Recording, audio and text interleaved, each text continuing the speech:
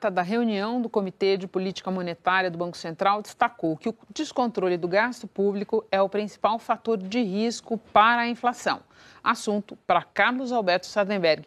Sardenberg, boa noite. O Ministério da Economia divulgou agora há pouco uma previsão de déficit nas contas públicas para este ano de 861 bilhões de reais. O que dizer desse número? Pois é, Renata, até o governo nem quis falar muito sobre isso, né?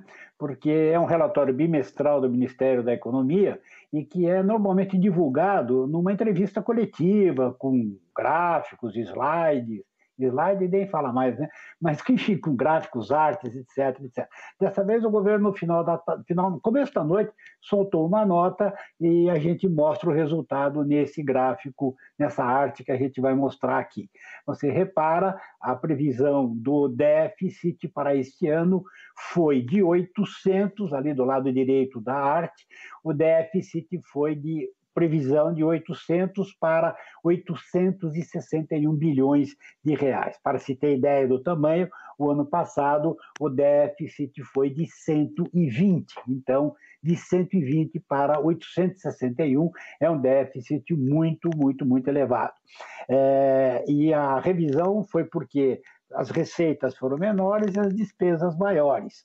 E uma das despesas maiores que subiram foram as despesas com auxílio emergencial de R$300, despesa de nada mais nada menos que 67 bilhões de reais. E mais cedo havia saído a ata do Comitê de Política Monetária do Banco Central dizendo que a inflação estava muito baixa e, por estar baixa a inflação, a taxa básica de juros vai continuar em 2% por muito tempo. Só que, repare aí, Renato, o outro gráfico, a outra arte, mostra uma situação de risco fiscal, que é o seguinte: a taxa de juros está em 2% agora, para títulos vencendo agora. Mas se o governo quiser vender um papel que vence daqui a 10 anos, a taxa de juros pedida é de 8%. O que está embutido aí? Uma expectativa de que as contas públicas podem piorar ao longo desse período, Renata. Sardenberg, agora falando do tombo provocado pelo coronavírus na economia, os economistas estão acrescentando uma nova letra ao alfabeto dos desenhos possíveis da recuperação. Qual é ela? É a letra K. As que a gente já conhecia, vamos ver aqui, Renata, essa coisa é bem gozada, bem interessante. As letras que a gente já conhecia eram essas aqui.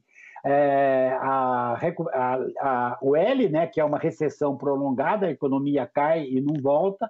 A recuperação em U, né, tem um longo vale ali de recessão, e a recuperação em V, que é o que ocorreu em alguns países, que cai muito rapidamente e depois volta bem rapidamente também.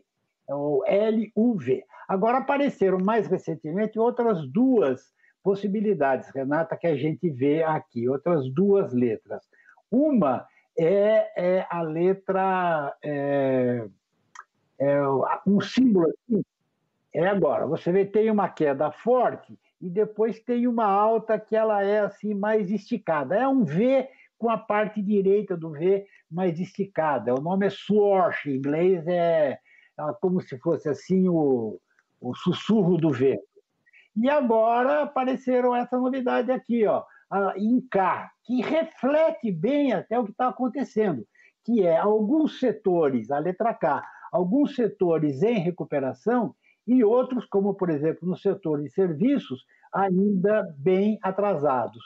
Reflete bem o que está acontecendo em muitos países, viu, Renata? Setores e empresas que vão indo bem e setores ainda em queda lá embaixo.